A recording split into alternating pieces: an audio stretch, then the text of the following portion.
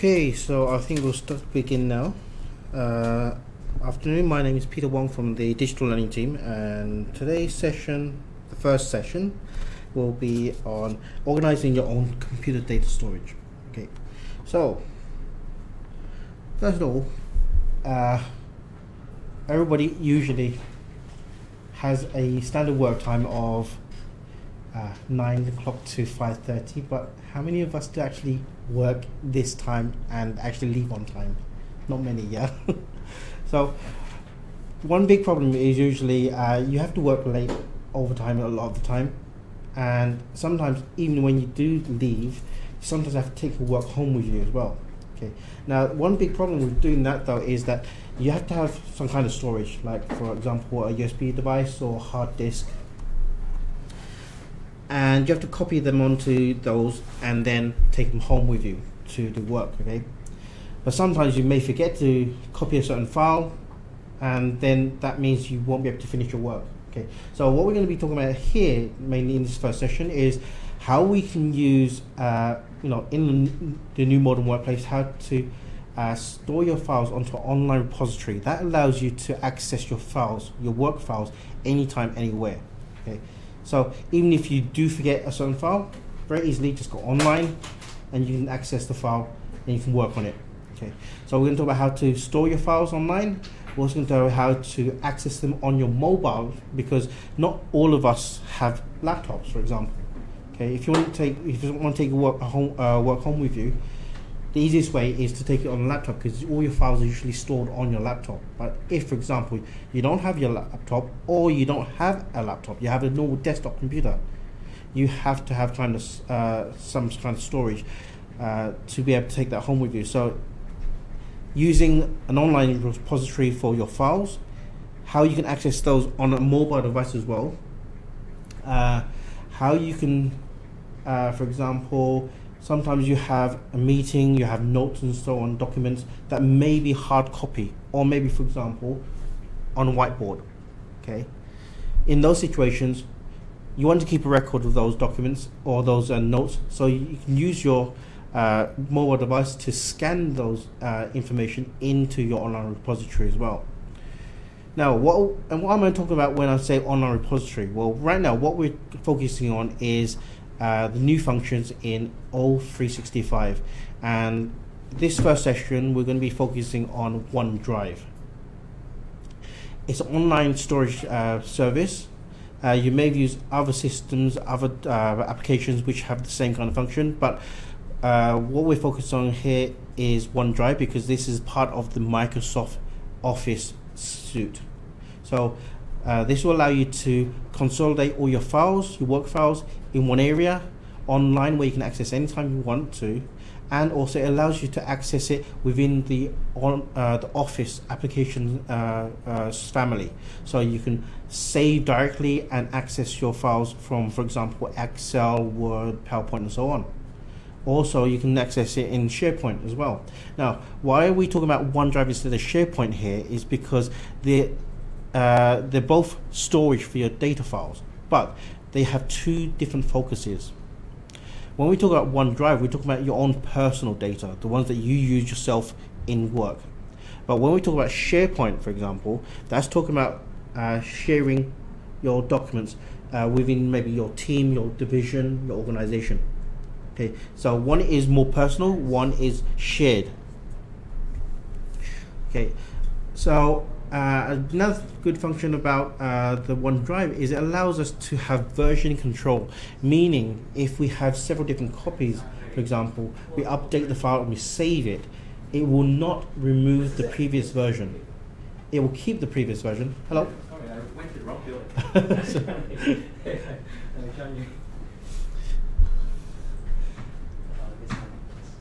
So it will keep all previous versions, and it will keep a history of the documents, each version of them, so that if, for example, you maybe make a mistake and you overwrite the previous version, you can restore the previous version and reuse it. Okay. And lastly, we're going to talk about, for example, sometimes you're on the move, maybe you are working at home, or maybe you're going on a trip. There are certain situations, like maybe on your airplane, you don't have internet access. but maybe you want to access certain files, you want to work on those files while you're traveling, you can download those to work offline. And once you finish updating, you can then put the new versions back online. Okay, so those are the main areas we're going to be covering for this session. Now, before we do begin though, if you see on the right hand side, I have 2 QR codes. This is for the mobile app for OneDrive. So if you're using an iPhone, you can use the top QR code. If you're using Android, you can use the bottom QR code to install it on your mobile device. Okay, now because we're talking about mobility, accessing anytime, anywhere, I am going to be showing you how to access the O365 online. We're not going to be talking about how to use the applications that are installed on your laptop. Instead, we're going to be talking about online access, mobile access. Okay, so first of all, if we open up the Internet Explorer or whichever browser you're using, how can we access the Office 365? Very simply, we just have to go to the address bar and we type in, for example, office365.com. Press enter.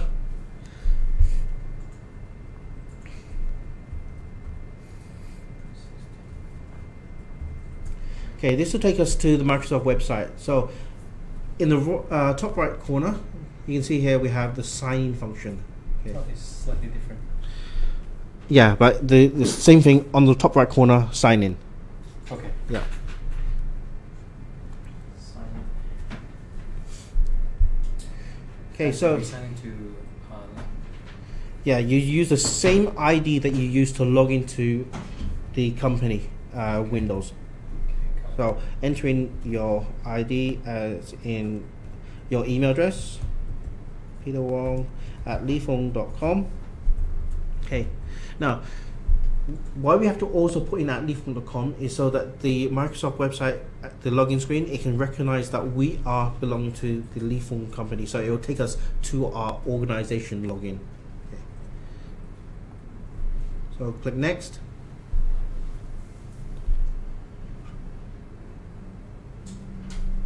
This you won't see. This is something that's slightly wrong with my Windows, so I have to keep pressing yes for that.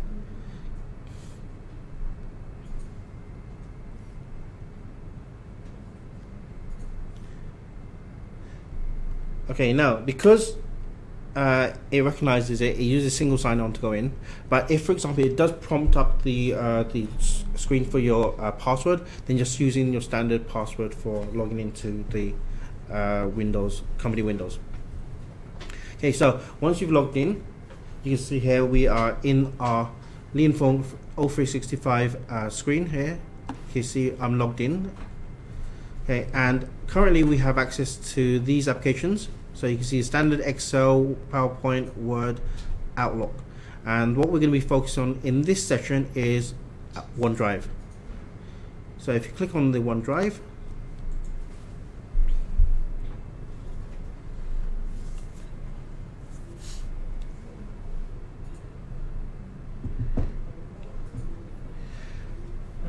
okay, so here we have accessed my personal OneDrive repository. Okay, now one thing to note is that when you have OneDrive installed on your own computers, what ITS should help you do is set up a sync folder on your personal computer. Okay, and what that does is that synchronizes the content of that folder on your hard disk, your personal hard disk, and it synchronizes into the OneDrive online repository. So any files that you place into that folder, it'll automatically be synced with the online repository.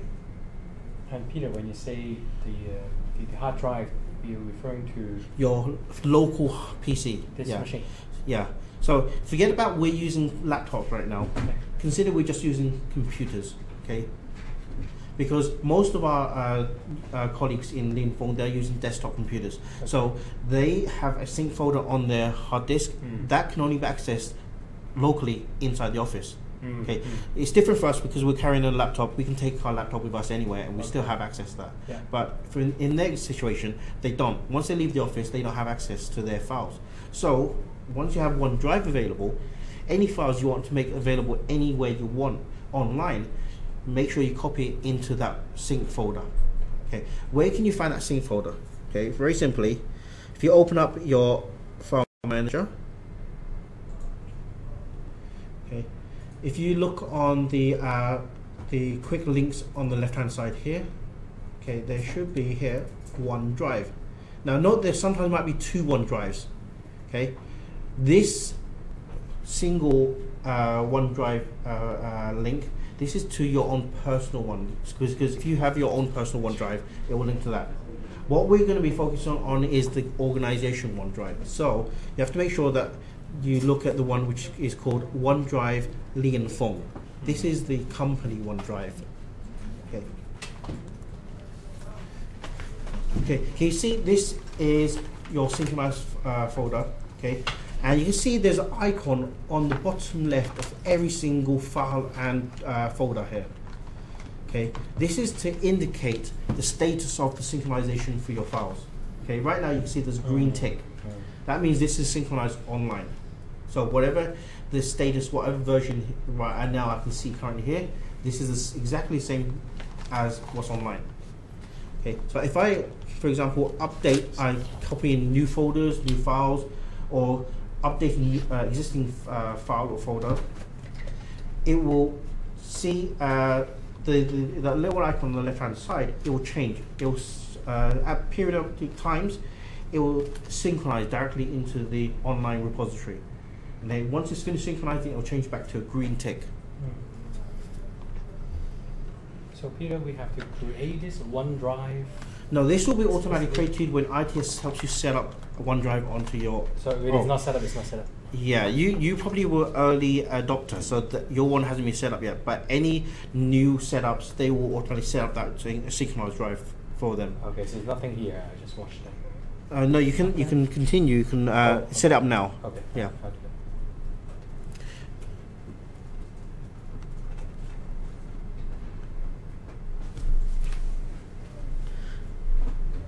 Okay, so this is one method of updating the files to your OneDrive online. Okay, you can copy the files you want to use, want to have access to, into this folder, and it automatically sync up into OneDrive.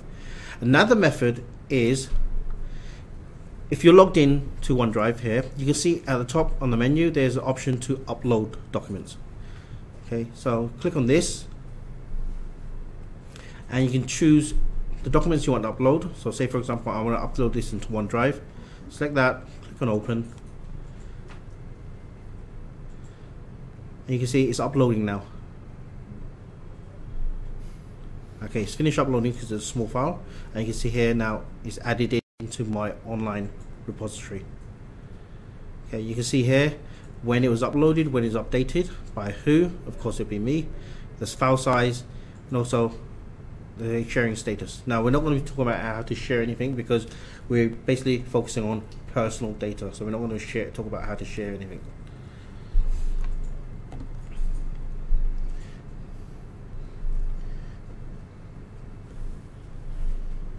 Okay, so this is online on a browser. Okay, so say for example we're not using a laptop, we don't have access to a laptop, we do have our mobile device. So how can we access this on our mobile device? Okay, first of all, you have to have the OneDrive installed on your mobile device first. Okay, let me just switch over to my mobile.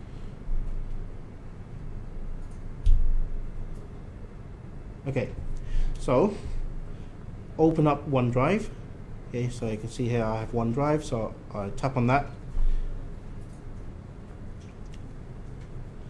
Now when you first install this, it's going to ask you to enter in your credentials, of course. So you put in again your name at leafon.com, enter in your password, and that will automatically create a profile for you and then automatically link into your OneDrive. So once you have done that, of course it'll go into this main screen here where you can see exactly the same files that we saw just earlier on the web version. So you can see here the folders, you can see here the file that I just uploaded earlier on. Okay, it's all there because it's online. We're accessing the online repository, so it's, you know, anytime, anywhere.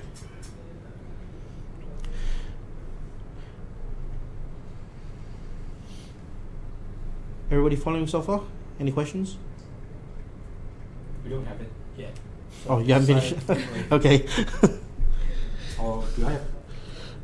Let me see. Sign for free. No, sign in. Sign in. Okay. Yeah.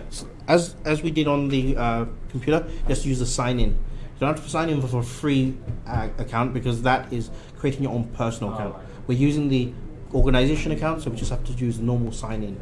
Go. So actually, so everybody has a set of sign-ins, just we Yeah. haven't activated yet. Yes. Okay.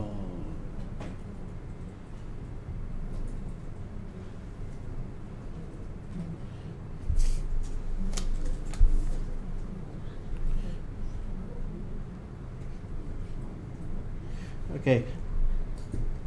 Now, say for example, again, we want to add a file into our repository. Okay. On the mobile device version, if we want to add a new file into our OneDrive, on the top right, you can see there's a plus sign. So you have to use this to add a new file. Now, there are different options. You can take a photo, you can upload from your device. So if, for example, you have Excel on there and you saved a file here, you can also add any files that you've saved on your mobile device and upload them on.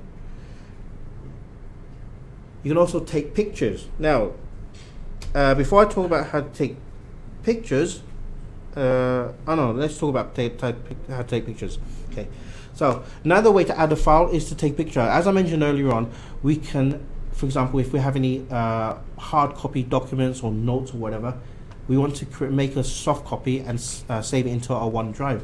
We can use the scan function on our mobile device. And as you can see here, when I press the plus, we have a menu. And the first option you can see here is called scan. Now, this scan is different from the third option, which is called take a photo or video. Okay.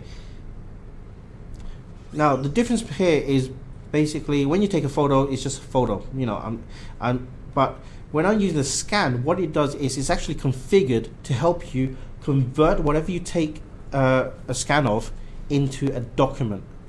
So even if I, for example, let's say, for example, this document here, okay, if I take a picture like this, it's going to be sort of skewed. It's not going to be straight. Okay, so if I just activate this function first, allow, okay, you can see here it's skewed. But using the scan function, I'm not taking a photo, I'm taking a scan function. You see at the bottom here, we have 3 options available. There's whiteboard, document, and business card. Okay, this is a document, of course, so I'm not going to change that function. Now I'm going to take a picture of it now using the scan function. You see here, it's automatically helped me put it all straight, so it looks like a flat, straight document.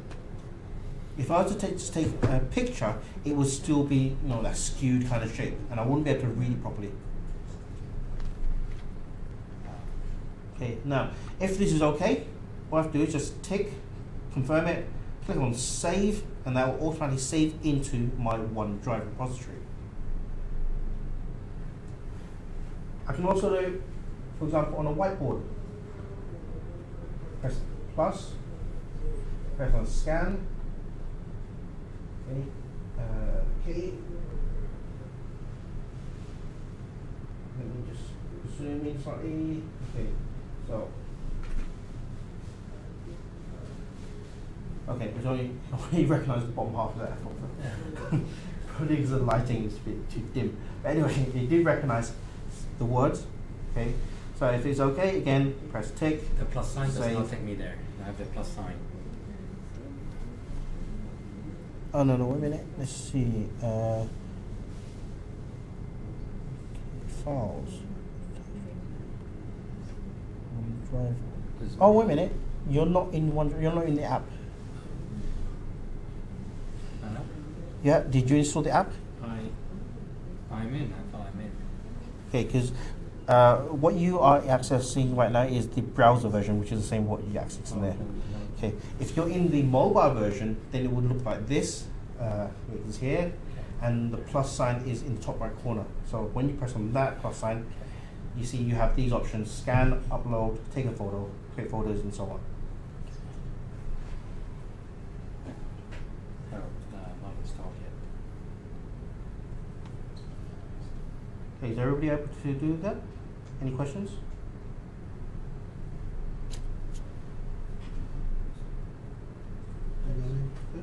over here. No, I just edit Yeah. and scan it, Yes. and then I say upload. Yeah. So that's the picture I think. Yes.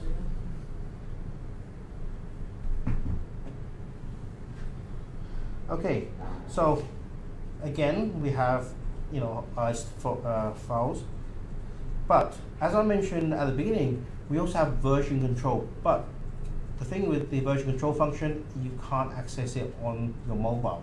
This is only available on the browser version. So again, I have to switch back to. This is it. I have to install it. Yes. I have to switch screens again. So I'll switch back to the. If you look on your mobile device, okay, at the right hand side of each of the files or the documents, there's 3 dots. Okay. This.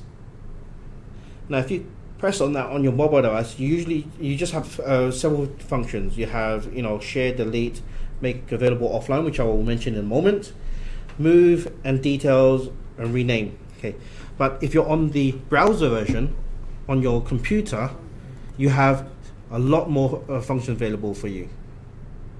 Okay, so let me just choose one of these documents here.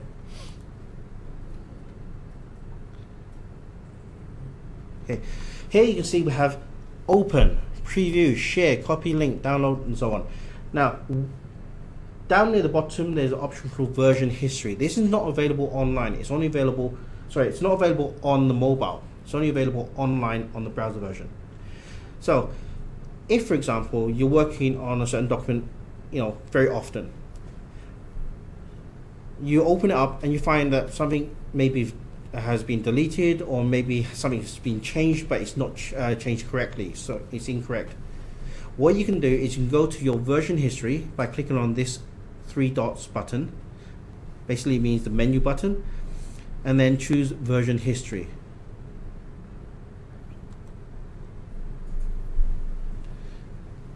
Okay, you can now see every single version, meaning every single time you saved this file on OneDrive.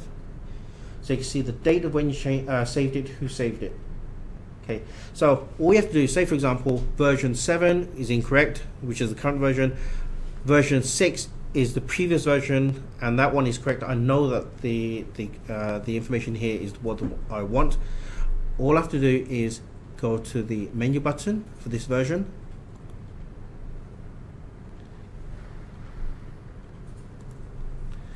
And you can see here we have restore.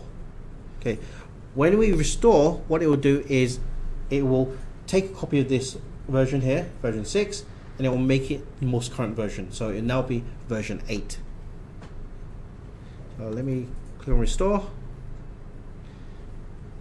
Okay, so you can see here just now it's creating a new version, version 8, and that will be the current version. So every single, as long as you've saved it onto OneDrive, you haven't saved it locally, you can restore every single version of your document that you have. Okay.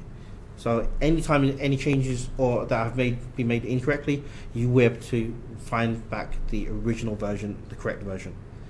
But that's as long as you save it online and you access it online. If you save it locally, okay, then you won't have access to that. Now, what do I mean by locally? Okay, if we look on, let me close this history first. If we look on the menu here, we have the option to download. Okay, if you're downloading a copy onto your local hard disk. That is separate from what is on the OneDrive. So it's always best, if there are files that you work on frequently, to place it on OneDrive, update and save on there, so it has the version history. If you do it offline, you have to remember, after updating, you have to back it up, or not exactly back it up, upload it back onto the OneDrive so it becomes a new version. But of course, as I mentioned at the beginning again, okay, there are certain situations where you might want to download the file to work on, because you may, for example, not have access to internet. Maybe you're traveling overseas, you don't have roaming, maybe you're at home, maybe your internet access has been there's something wrong with it and it's got cut. that you don't have access until it gets fixed. You know, several different situations. As long as you don't have internet access and you know that you're not going to have internet access, best thing to do is to download it so you can work on it. Once you finish working on it, then upload when you do have internet access. Okay. So if, for example, if you're on a desktop, you can use download here. If you are on your mobile, here again, I need to switch displays again.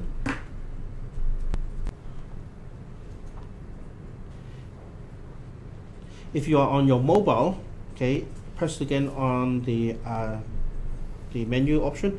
Here you can see there's an option here called Make Available Offline, and this will download the file onto your mobile device.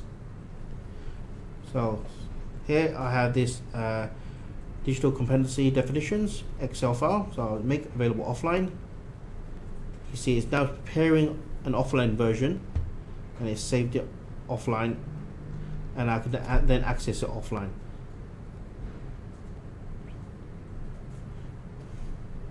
Okay. So is this pairing a one-off action, or is it an option that when it is turned on, it will continuously? No, it's not turned on. It's downloading the copy onto your mobile. So it's an extra copy. Okay. So if, for example, I lose internet connection, I can still access that file. But you know, if I then get back my internet connection, then I should upload the amended version, the new version, back onto the OneDrive. That will become a manual upload. Yes. Okay. Any questions? About the copy link. That functions will be same as like we're using the Outlook to send the big file. Then we copy that link and email to someone. Copy link is basically a link to the file on OneDrive. Yeah. Okay. But the if you're thinking about sending the link to somebody else, okay, basically you're sharing that access to that document to somebody. But the share functions that they can share their own file, they can do the edit rights as well. Basically, you have given them access to edit that document inside your OneDrive. But of course, we don't recommend you doing that. Okay. Anytime you share access to your own personal repository to anybody, you know, that is a security issue, really, because you know sometimes if you give them the wrong access, you may be giving them not just access to that one file, but access to the whole folder, maybe, so they can access anything. Okay, so really, we don't really recommend you to share anything directly from your OneDrive.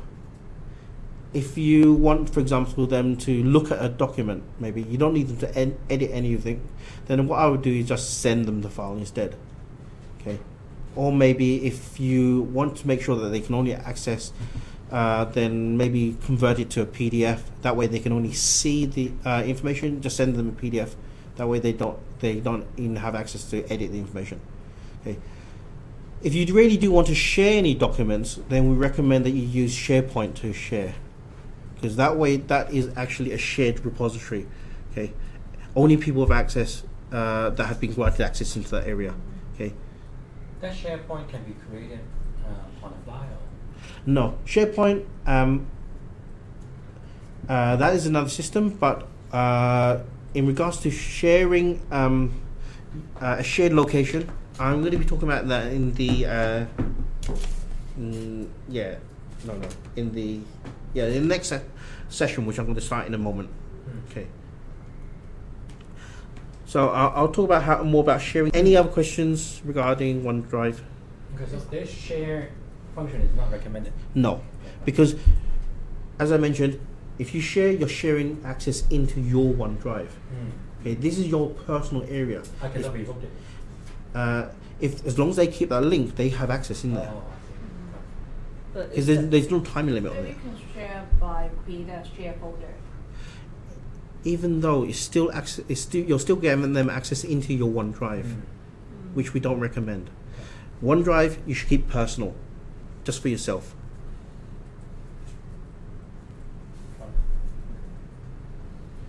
Any other Is there questions? Yeah. any limitation in terms of the storage or? Right now, we have 1 TB for every single account. So everybody has 1 TB online. Okay. Now, if you think about it, most USBs that you buy are usually up to around 500 gigabytes. Okay, you can get 1 terabyte, but they cost a lot more. So most people usually buy up to around 500. So you're getting 1 T online. Okay. If you want 1 T, usually or 2 T, usually people buy hard disks instead, portable hard disks. But this is through the company. It's free. Okay. But this company account as well. Yeah, but this is for company work, company documents. Definitely. Can it serve like a dashboard, like within the team? We can, No, update? that's what I'm going to discuss in the next section. Okay. Okay. So, any more questions for OneDrive? Sharing personal, it's not sharing your personal data. Nope. Okay, so I'll now move on to the next section. Okay, so next section. Okay, we are going to be talking about consolidating team communications. Now, team communications.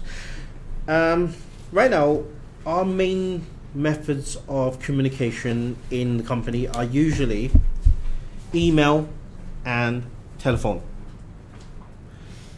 Now, email, that's a majority of our communications. One big issue with email is its text. You can type messages, sometimes you lose context because there's no emotion in text. Okay. Our next most used method is telephone. Okay. More emotion, you can hear the emotion, but sometimes you do lose some context because you can't actually see the person face to face. Because a lot of the communication you also get from body language. You can see how their faces, their eyes, how they move. So another method we can use. Oh, sorry, I'm not getting a bit ahead of myself here because I'm talking a little bit about the next section. Okay, let's draw it back a bit. Okay. Now, going back to email, okay, and telephone communications, right? If, for example, you're working in a team, okay, you may want to review back some of the communication regarding some of the tasks or projects or work you're working on, right? And sometimes when you're looking through your mailbox, it can be hard to find, because you have a lot of other communications with your other colleagues, other teams, maybe vendors and so on, customers. And so sometimes finding those emails can be a bit difficult. So how can we consolidate all the information that we want, all the communications that we want regarding a certain topic or certain task or certain work? Well, what we can do is we can use Teams, Microsoft Teams. This is a system where we can consolidate our communications.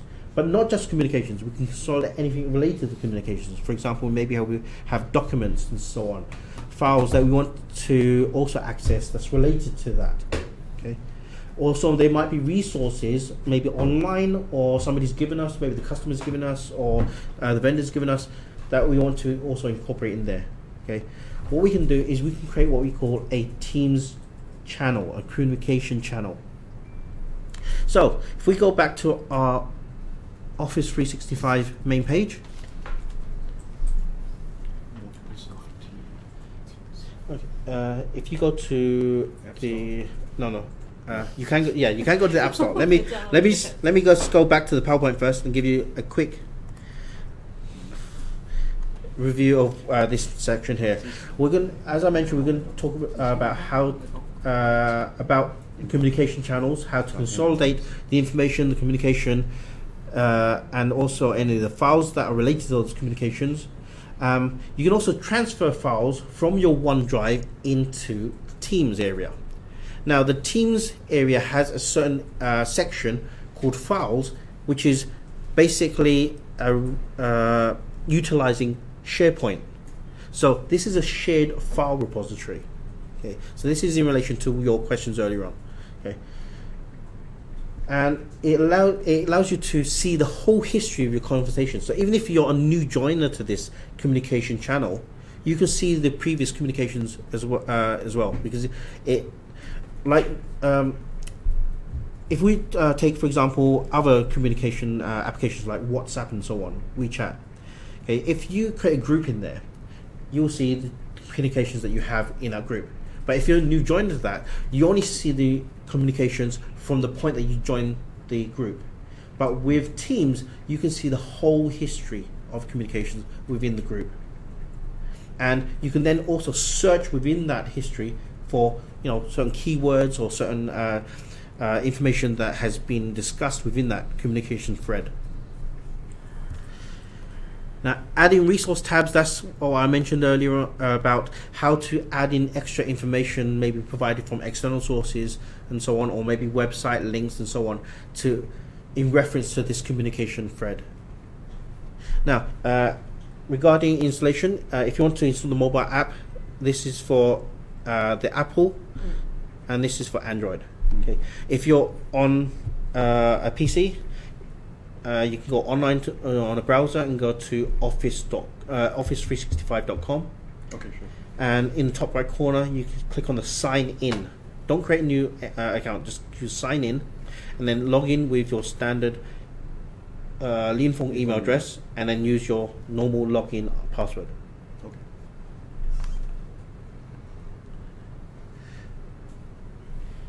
Okay, so let me just switch again back to the Office 365 screen here, the main page. Okay, now in this list of applications, we have one called Teams here. Now, when you go in, you should just see a blank menu. Okay, I've been using Teams for a short while already, so I already have some channels already created for different projects or different tasks and work and so on. And Peter, if we choose to not let the new joiner access the history, do we have a button? No, basically the access rights is based on, do you have access to this channel? If yes, you have full access. If no, then of course you have no access. Okay. There's no customization of the access rights. Yeah. Okay, so on the on the left-hand side, we have a list of areas, different functions. The first one, activity, basically it just shows you all the current activity within the current feeds. Okay, chat. Okay, this is a chat function which allows you to instant message people, but this is only with inside Teams. This is separate from normal instant messaging, which is in the next section we're going to talk about. Okay, so this is instant messaging within the Teams area. And then the main function is, of course, Teams. This is where our communication channels are. Okay, so you can see here from me, I have several different channels available for me to use. I have one from our learning team, learning session, digital learning, and so on. Now, say for example, you have maybe a new task and you have a new team that you want to consolidate the communication for. Okay. What you do is go to the option down below here, join or create a team. Okay. Joining, it depends on whether a channel is created as either public or private. There are certain channels that people can create as public, which people can search for and they can just join, by themselves. But private communication channels, those are by invite only. So the administrator of that channel, they have to add your name into that channel for you to have access to it. So say for example, you have a work team you want to create a channel for. So join or create team. Then click on create team here. Next, give the the channel name. So say for example,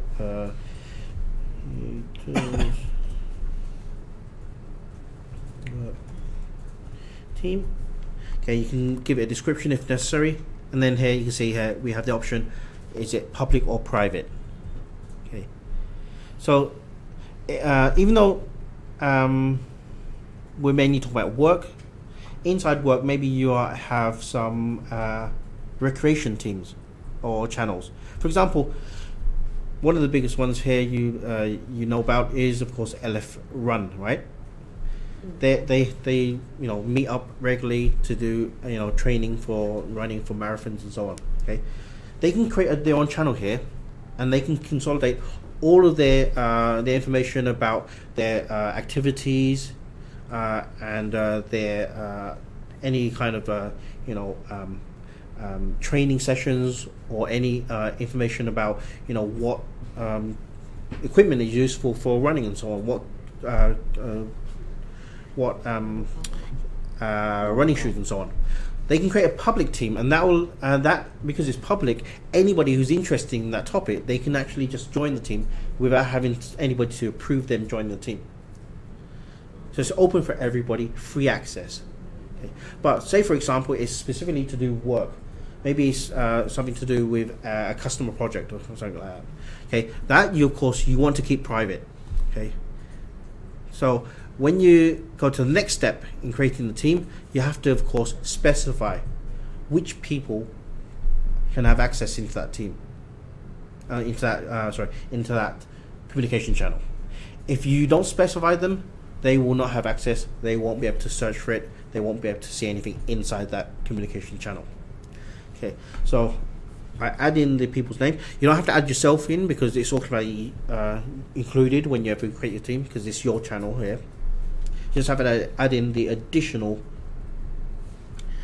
members.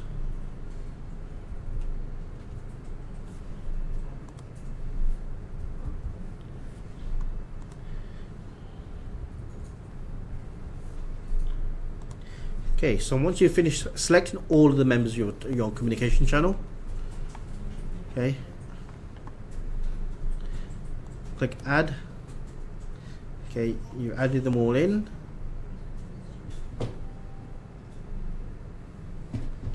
Okay, if you need to customize a little bit, for example, you want to give us another person owner rights, so they have access to modify or add in any other people, or maybe modify the settings for the communication channel, you can change it here.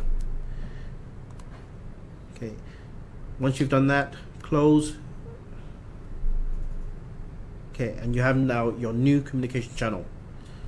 So you can see here my new channel.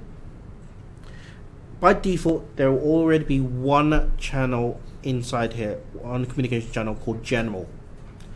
If you want to categorize different channels for different threads of conversation, you can create additional channels inside your team.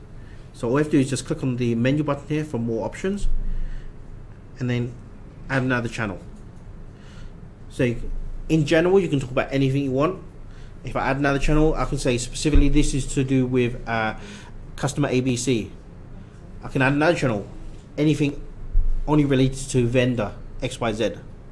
So you can categorize all the different threads of communication with different channels.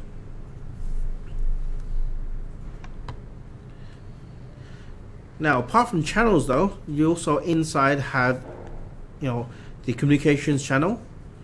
You have the files, so any documents that you have uploaded or added inside your communications, they'll be listed in one screen here for you, so you don't have to search through the whole thread for the different files. You can find it in one view. Okay, so if for example here I type in a message and I upload document, for example, hello, and click on the paper clip to attach a document. Okay, I can attach from either my computer or from my hard disk or from the OneDrive. Okay, so I'm going to take OneDrive here, for example. So it's going to connect over into my OneDrive repository.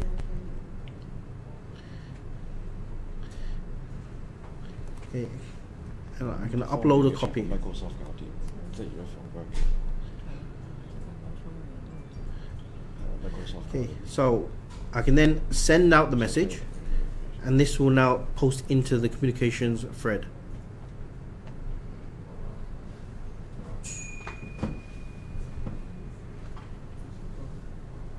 It looks like the channel is like a subset of the team. You Yes. can have a second page by topics or whatever the grouping on that. Yes. I have a question on that. Then it will have some of the apps will install Yeah. after the wiki. Yeah. Now, the plus sign here you see is called Add a Tab.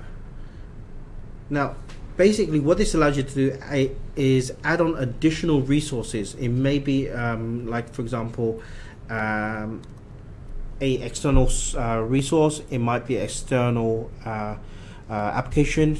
It might be an external website. You can see here there are already some functions available from you to choose here. So, for example, here we have SurveyMonkey. So you can add in SurveyMonkey a poll here into this this channel. Okay. How about the panel? Because I've been on some project management. Okay, I'm not going to talk about Planner because right now that is not available yet. Yeah. Yeah, because I tried some This I'm not going to. The reason I'm not going to talk about these is because right now, inside the Office 365, what is currently available for you to use is OneDrive. Apart from the basic Excel, Word, and that kind of stuff, is OneDrive, Teams, and Skype for Business. The other applications right now, because ITS are still checking whether they can work properly, whether they can function, effectively within the organization, they haven't released them yet. So that's why I don't mention any of those ones. So the planner effectively is like a common calendar or project, Microsoft Project Lite. In a way, but as I said, I'm not going to go into it because we don't have access to it yet. Once ITSA is ready, then we will provide additional information and training on those applications. Can we clarify which app is able to add on that, I think the OneNote, PDF forms and also Google Forms and No, basically anything that's not inside your, for example, your Windows. Like, for example, if I go into Windows here, what we have installed, there is OneNote. Okay, so you can use that. Okay. You can use Word, of course. You can use, I think, Power BI. Anything you can't find installed on your PC, don't use that. Okay.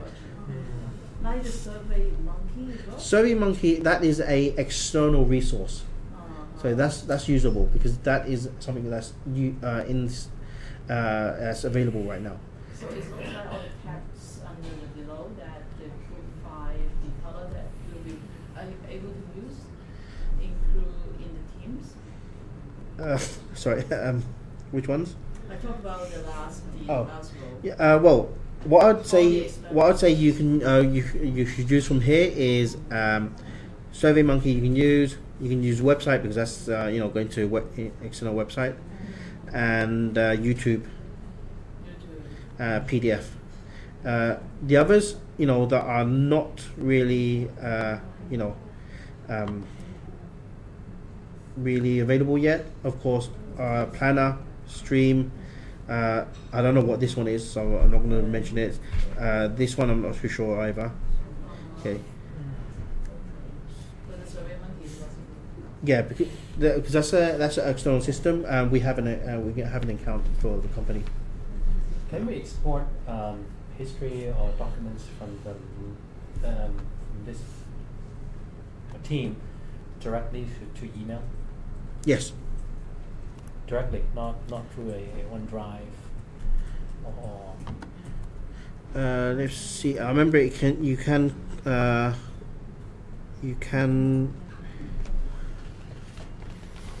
your SharePoint. I remember there's an option where it allows you to add it into your emails. I just have to remember where the function is, or it might be actually inside Outlook that you connect into here. So it might not be from this here, it might be from Outlook. But there is an option that allows you to attach documents from your OneDrive or from the Teams into emails. Yeah.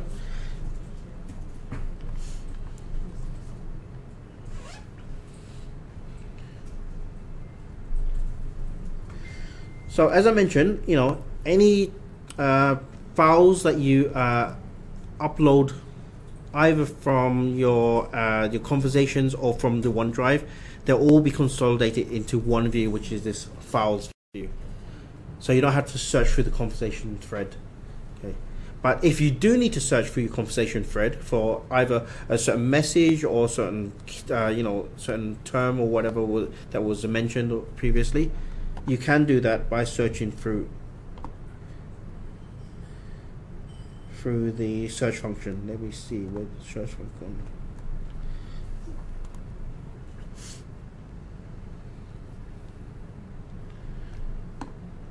Oh, sorry, it's right at the top here. So, as I'm not going to do it here, I'm going to switch to another channel because right now this channel is basically empty. So, right, so I'm going to switch to sorry.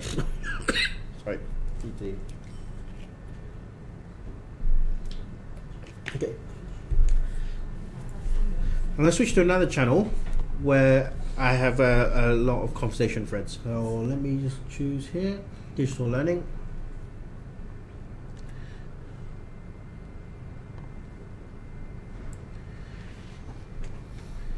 Okay, so you can see there's quite a bit of history here. Okay, so I can do a search here. Let me see what was mentioned in here before.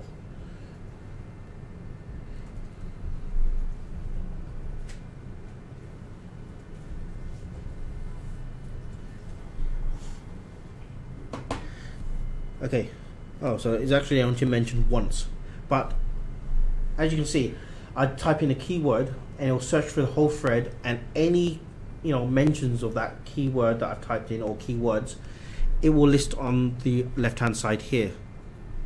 So I can then just click on this to see the full message or see the position where it is in that thread.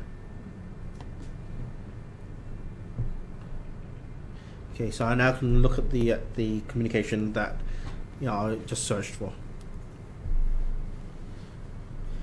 So that's a good thing about using the Teams, because it consolidates all of the information regarding communications for that thread. Now, what you can also do is you can also link emails from your Outlook into the thread as well. If I remember correctly, should be one of the options down here. Let's see.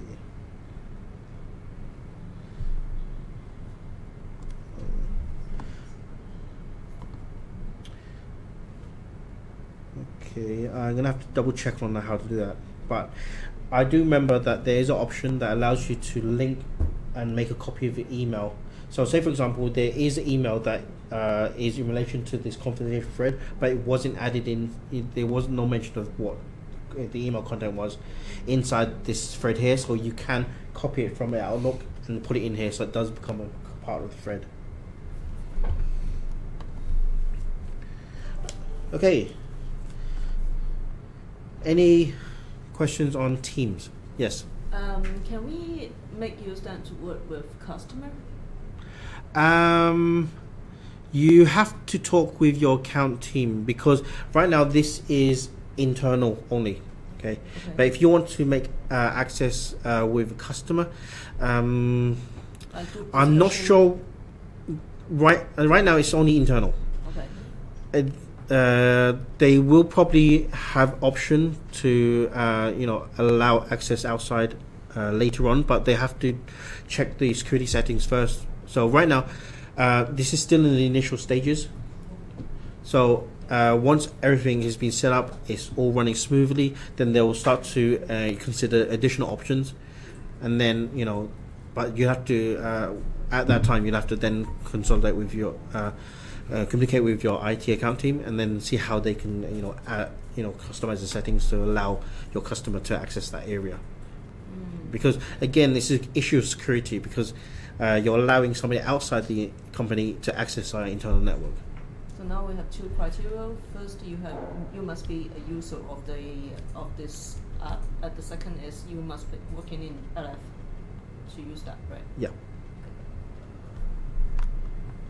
Any other questions? So let me ask you a question then. Do you think this will be useful for your work to help you improve your effectiveness within your teams and in communication zone? Yeah, we used it a long time. Oh, you're already using it? Because It's very useful. Even during the meeting, you just quick to type your meeting recap, just online to straight to share to everyone. What is the Or maybe you have the presentations before the meeting, you just upload your PowerPoint and start doing the meeting, you just plug in to show it in the meeting as well. yeah, because It's very useful. the file area is shared.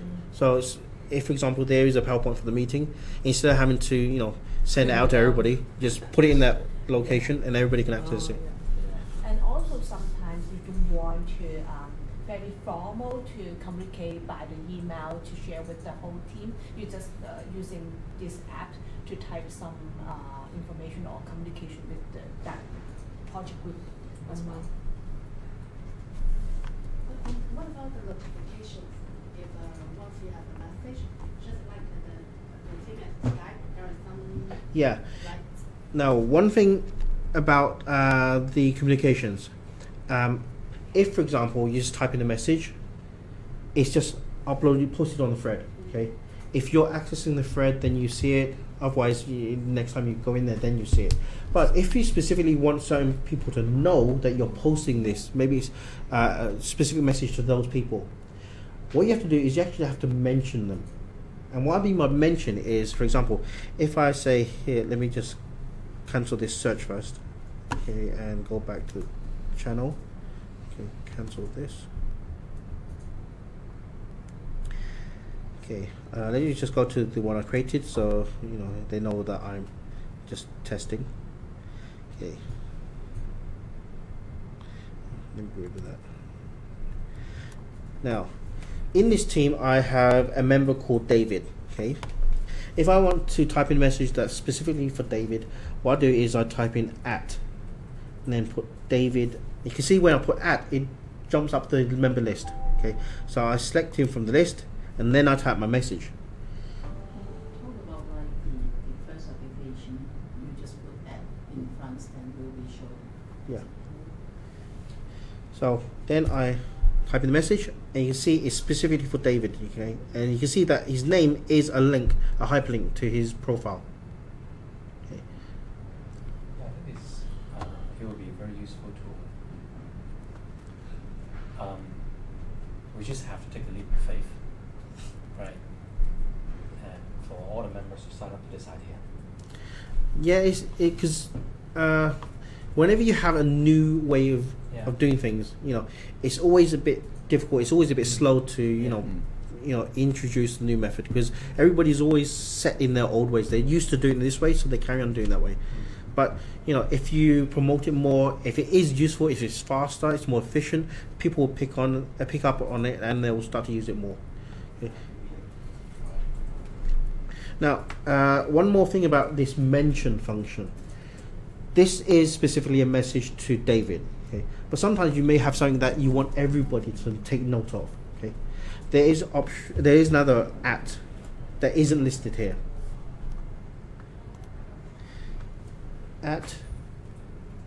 If I remember correctly, it should be everyone or everybody. I think it's everyone. Oh no, it's not everyone. Everybody.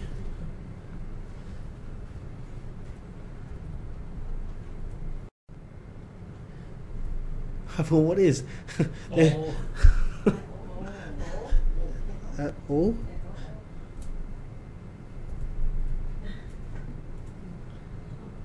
no, what is it? This I'll double check and I'll send it back to you. Yeah, but how does David know you're looking for Now, it? if you have Teams installed on your mobile, okay, you can get notifications. So if somebody adds you, it'll pop up a message. Yeah. Now, if you have Teams open on your PC, again it will pop up a message. But of course, if you have it closed, it doesn't pop up a message. How many people are using this now? This I'm not too sure. IT, I think most of IT is using it right now. I think our digital learning team is using it. This will I know that there are some business unit teams that are using it because the IT asked them to do a pilot testing of it as well. almost can replace email altogether. I wouldn't say replace. I'd say it can work in unison with it. Because this really is to consolidate communications in specific channels so you can find it more easily. Whereas with email, that's more of a generalized, communication platform. A part of the security of file sharing, what's the difference if you compare to other instant messages like WhatsApp or WeChat?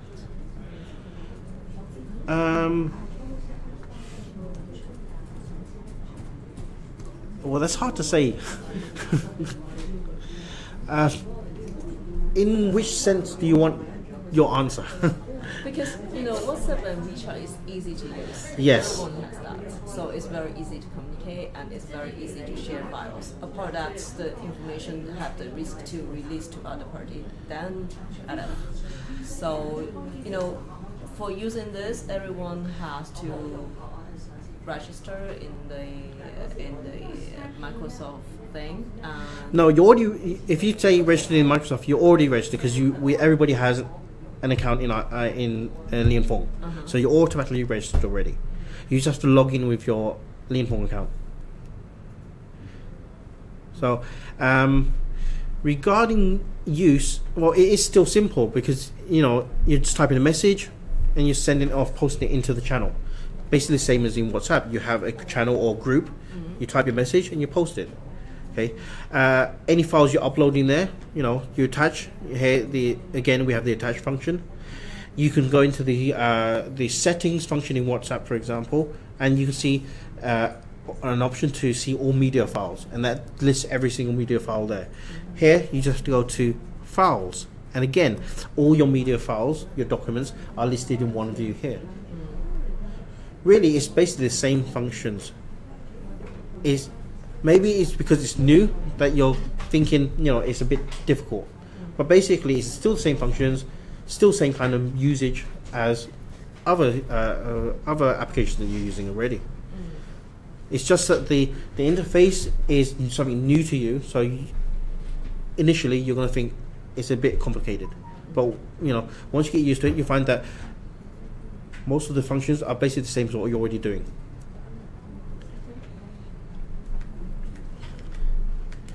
Any other questions?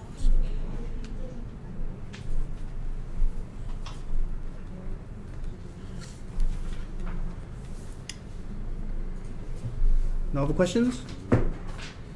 Okay. And on to our last section. Effective online... Sorry.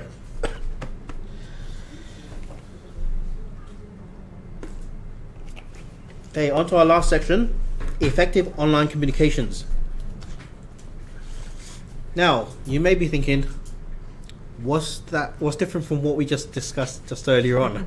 Okay, now, what we were talking just earlier on in the previous section is team communications. Okay, what we're going to talk about now is, in general, online communications. Okay, and what do I mean by that?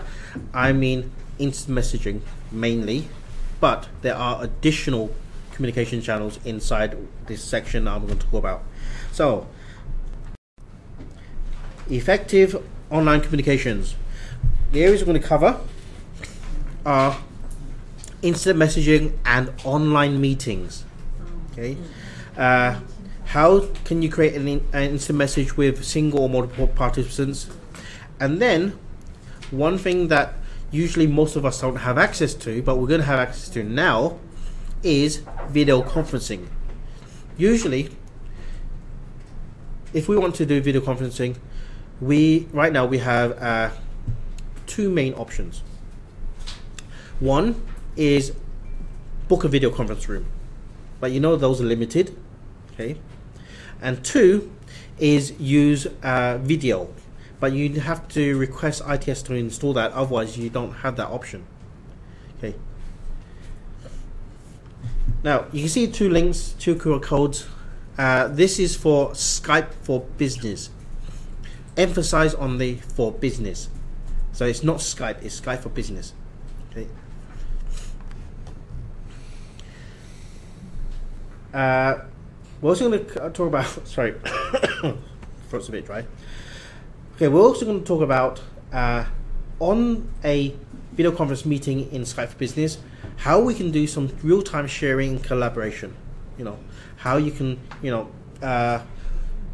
collaborate within the meeting to share your ideas or share your opinions and so on. So we're going to talk about how to share your desktop, your presentation. We're also going to talk about functions within the meeting. For example, you can use polling. So say, for example, you want to, get a consensus on something. So you can create a poll and have people vote on the different options within the poll. You can also set up Q&A inside the meeting, either for standard Q&A, question and answer, or maybe you can have it as a real-time test.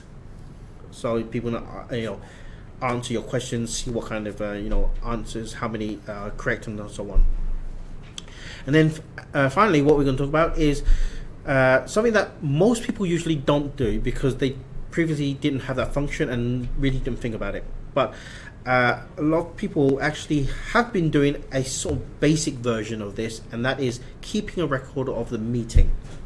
Okay, now in this, because it's an online meeting, we're going to talk about how to record your online meeting. So you're actually going to record a video of your meeting, your video conference.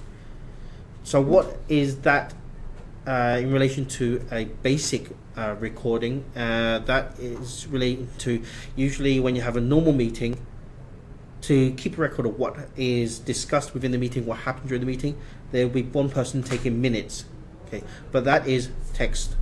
Whereas with the option to record your video conference, you have all of it recorded, so you can review who said what, when they said it, what they actually said, and so on.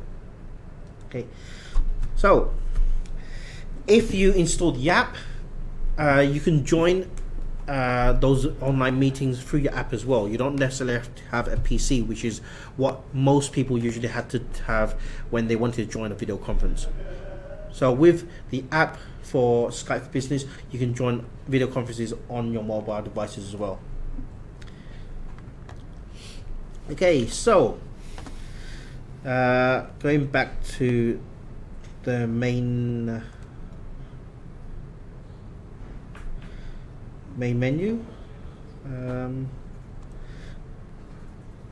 me see. Okay, sorry, they don't have it here, so it will be separately installed on your PC.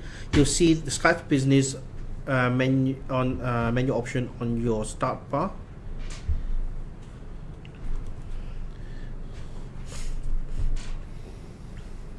Okay, and from here, if you want to instant message anybody, very simply, just search for the person's name. Okay, can somebody give me their name? Somebody who has a laptop with the Skype open. Sorry? Shirley.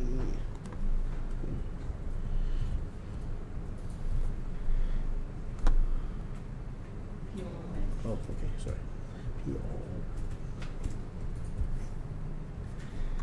Okay, so search for the person's name, double click, and this will open up an instant message window. So you can now instant message them. Hello.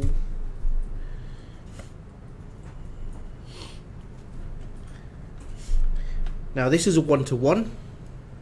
If you want to have a meeting with more than one person, once you have the connection with your first member, just go to the top right corner and add new participants.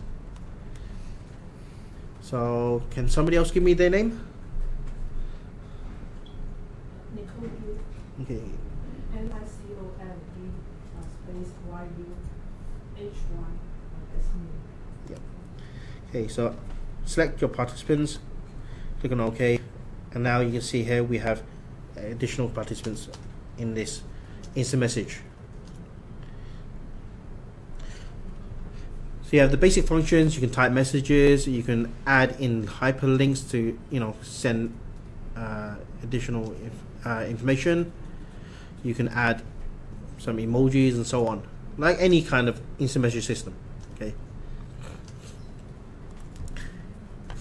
Now, that's basic. So what is extra in Skype for Business? Okay, so extra is we can start a video conference. Now, right now though, I have to mention that this option, by default, it will be disabled. Okay. If you want it, you have to contact ITS. So, once it's enabled, you'll see this icon in at the bottom, right? So you can then click on it and you can start my video. And that will initiate a video conference.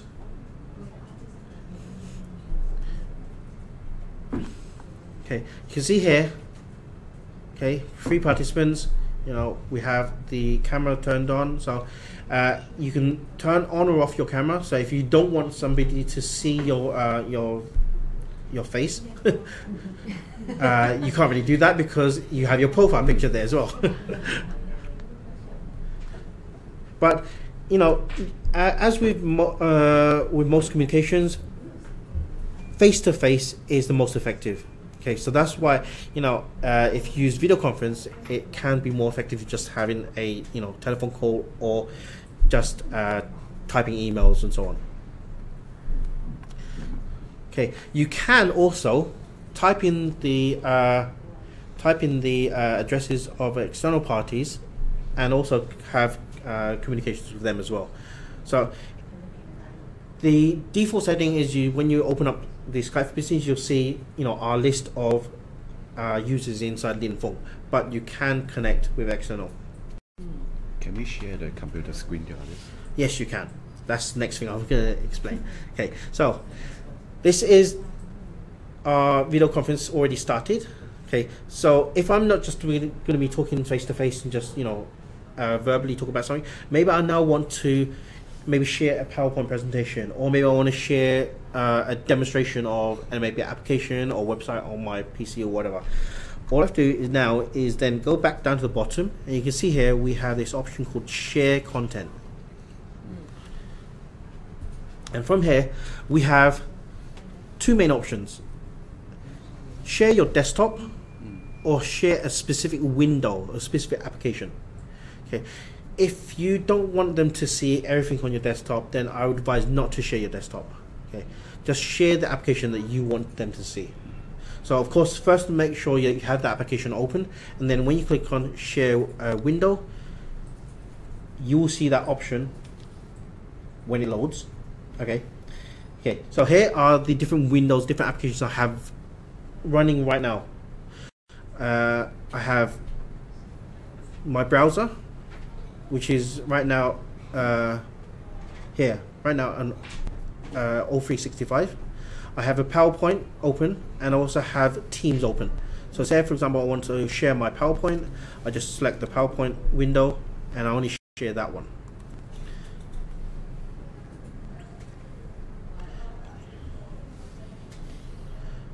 This is just a reminder saying that whatever you choose, people will have access to see that. Okay, so now I'm sharing this screen to the other participants of the meeting. And if necessary, I can also pass over control over to those participants. So say, for example, I am talking about something, and then I want them, maybe they want to say something about this, but sometimes you can't just say, because maybe they don't know which section you're talking about. You can pass control over to them, and then they will then have control over your mouse on the pointers and so on. Yeah. Okay. So once you've finished, of course, then you can just move up to the top of the screen, and you see the menu, slides down, and you can stop sharing your screen. You see here there we have the give control. So if you do need to give control to somebody else, you can select it from here. So once I finish presenting, I can stop sharing, and then it goes back to the standard video conference screen. If we don't have the video conference screen, we just share the content.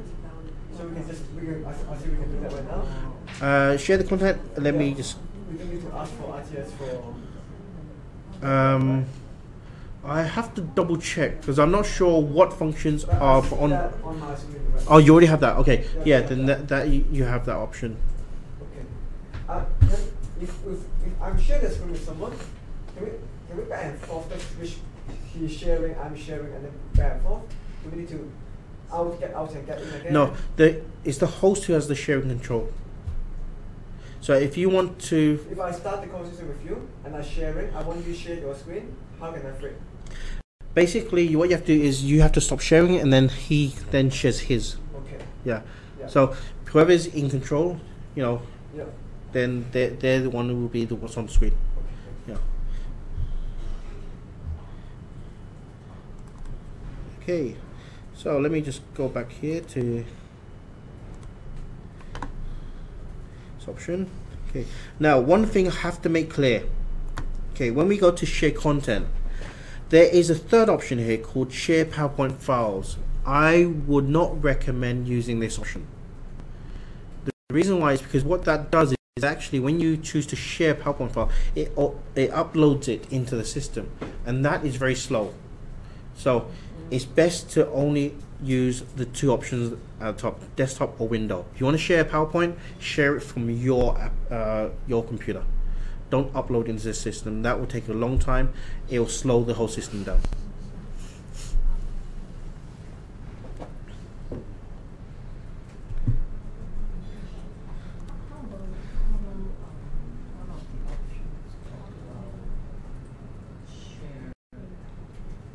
Share my notes is share my notes in here. Talk about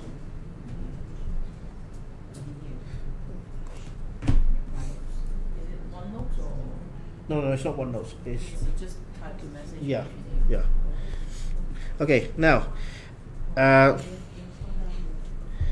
even though you're doing a video conference, if you click on the chat window here, the instant message window, button here, you can open up the chat window, so you can still type in messages if necessary.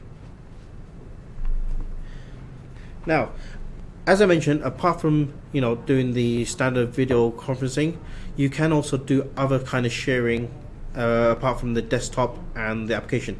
You can also do polling, and you can also do Q&A. You can access those from the More Options button over on the bottom right corner. So I click on this. You can see here. Oh, sorry, no, it's not in here.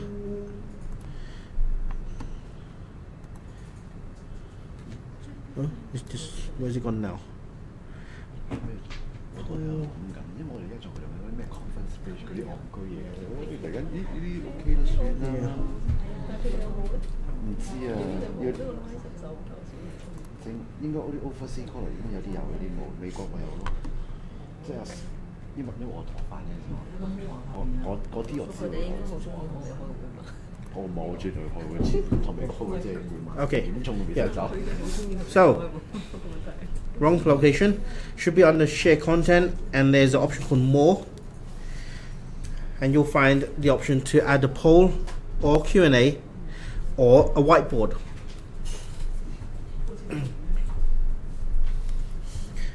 Now with the whiteboard, why we say this is for collaboration is because you can draw on the whiteboard or write on the whiteboard at the same time. So once you open up a whiteboard, you can see here it's sharing the whiteboard. There's two participants right now, and we can both, you know, edit on the whiteboard at the same time.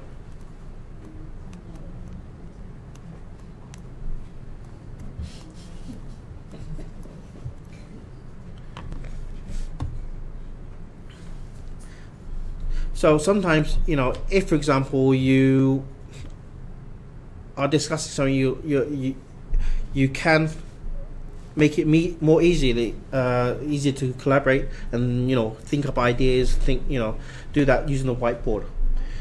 Sometimes typing out your ideas is a bit difficult, especially when you can't think of the right words to express what your idea is. So what you can do is you can make use of the whiteboard to draw out your ideas or your thoughts or whatever.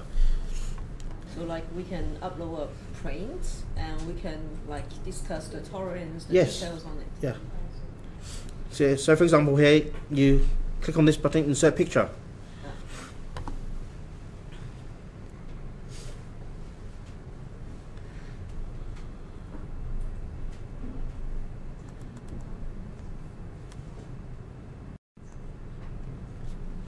Okay, you can see now it's already starting to get slow.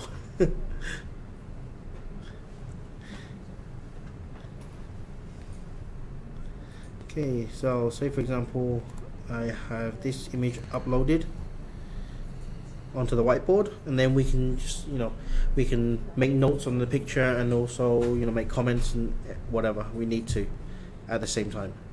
And you can see here, if I mouse over the different parts, you can see who added what part onto the whiteboard. So you know whose idea or whose comment, that is.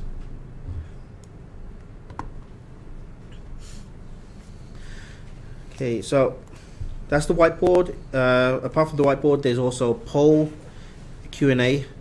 The bad thing about the Q&A is that you can't you can't create a question and answer file beforehand and upload it in the system. What you have to do is you have to type it real time. So that's the bad thing about this Q&A function.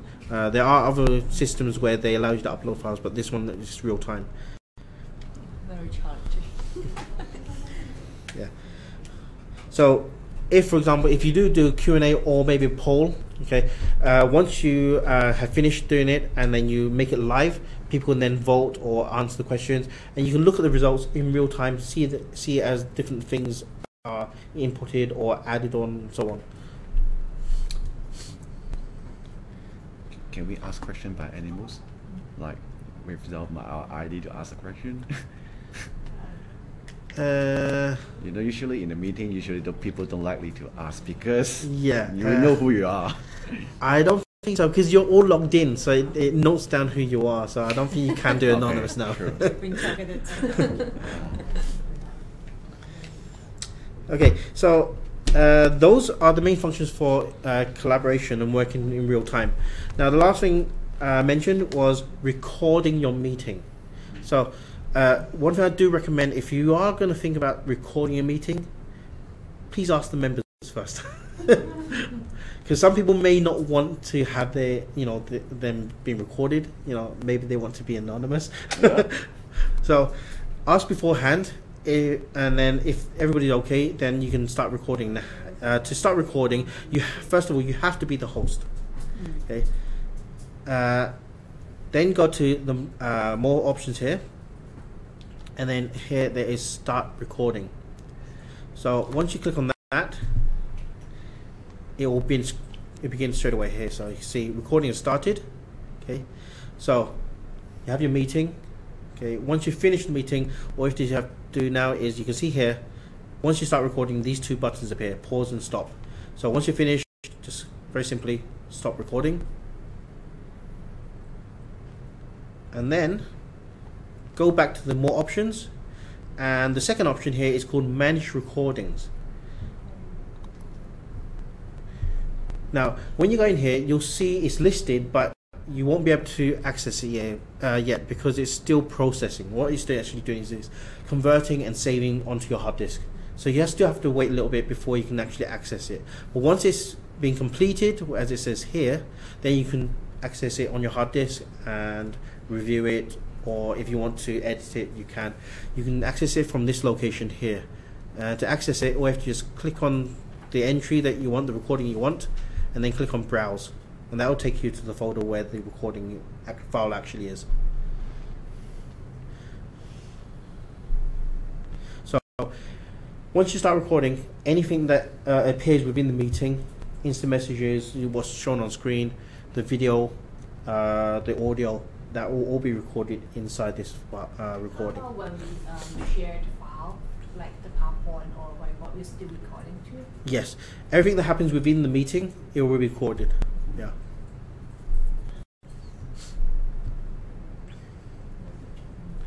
So, any other questions? What format would that be? Is that 問題係呢部電腦要有聲先得㗎，你要插電對。I think it's AVI. Let me just see. 但係佢唔係自動音樂先。唔係啊，佢要撳掣先至。No, it's MP4. Yeah, MP4. 但我唔記得大概點撳。By curiosity, will we be informed by system that the other side is recording all we are talking about? If the other side haven't informed you? You can't really see that it's recording. That's why I say it's best if you have to ask people. Yeah. Better not to do that. So, any other questions? Yes. About the Skype. Yes. So the difference is mainly for the whiteboard, poll, and Q&A, and video conference. Yes. Other thing is the same as the Teams, right? Like file sharing. Yeah. Basic instant messaging is same as the inside Teams, because basically they're the same platform. They're using the same kind of method. If they have a different way of doing it, instant messaging, then basically you're learning two ways that people don't want to do two different methods for the same kind of procedure. So it's instant messaging is the same message format, attachments, posting, and so on. Yeah. And then, if we come up some solution based on the whiteboard, can it generate as an email to send to others? Let's see. I think there should be. Let me see if whiteboard. So no need to do a recap or whatever. Yeah, they save as. Okay. Yeah.